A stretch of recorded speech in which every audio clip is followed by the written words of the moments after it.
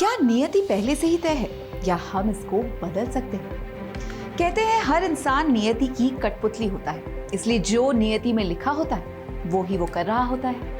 इतनी सारी बातें नियति को लेकर जो हम बोल रहे हैं वो इसलिए क्योंकि अभिषेक ऐश्वर्या की नियति में भी कुछ ऐसा ही लिखा है जिसे सुनकर आप हैरान रह जाएंगे। अभिषेक ऐश्वर्या का तलाक होगा।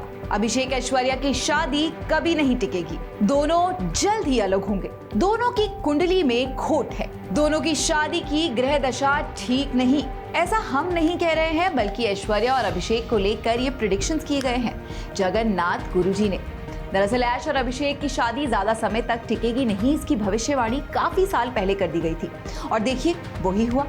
आज अभिषेक ऐश्वर्या के बीच अनबन की खबरों से पूरा बॉलीवुड पटा पड़ा है। जिनको भी नहीं पता होगा उनको भी इस बात की भनक लग गई है कि अब दोनों साथ नहीं रहते और ऐश्वर्या बच्चन घर छोड़कर अपनी बेटी के साथ कहीं और रहने लगी है। वैसे ऐसी बातें छिपती नहीं है और जब इन दोनों से जुड़ी हर चीज इस चीज का इशारा साफ कर रही है तो भला कौन नजरअंदाज कर सकता है? ऐश्वर्या का हर जगह अकेले जाना, माँ बेटी का अभिषेक के बिना हॉलिडे पर जाना, अवार्ड फंक्शन में अभिषेक का ना पहुंचना, ऐश्वर्या को मिले अवार्ड पर ससुर जी का रिएक्शन ना आना और तो और शादी जैसे फंक्शन में परिवार के बीच ऐश का मिसिंग होना, ये सब इशारा साफ है ये बताने के लिए कि अब अभिषेक ऐश्वर्या ग्रे डिवोर्स ले चुके हैं, लेकिन दुनिया को नहीं बताते। आपको याद होगा कि दोनों के बीच तब से ज्यादा प्रॉब्लम शुरू हुई है जब से श्वेता बच्चन इनके घर पर रहने आई है।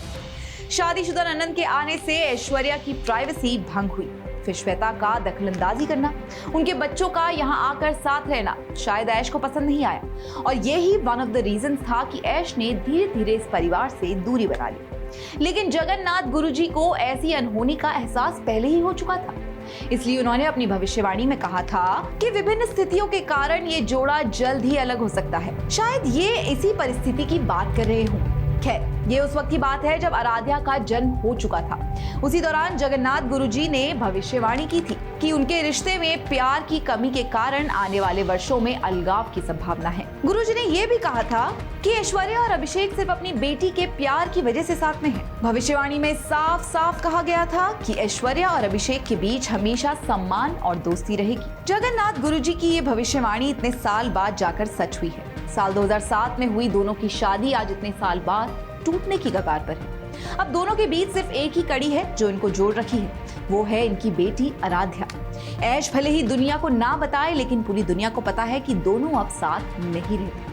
जब जरूरत होती है तो ऐश बच्चन हाउस में जाती है, नहीं तो अपनी बेटी के साथ दूसरे घर में मस्त है। Perfect couple with perfect family अब टूट गई है। कहते हैं दोनों की कुंडली में कुछ दोष था।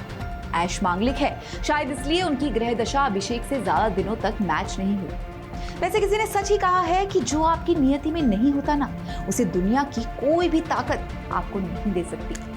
चलिए, इस सेगमेंट में फिलहाल इतना ही। इसी तरह की और एंटरटेनिंग खबरों के लिए आप देखते रहें श्रेष्ठ भारत।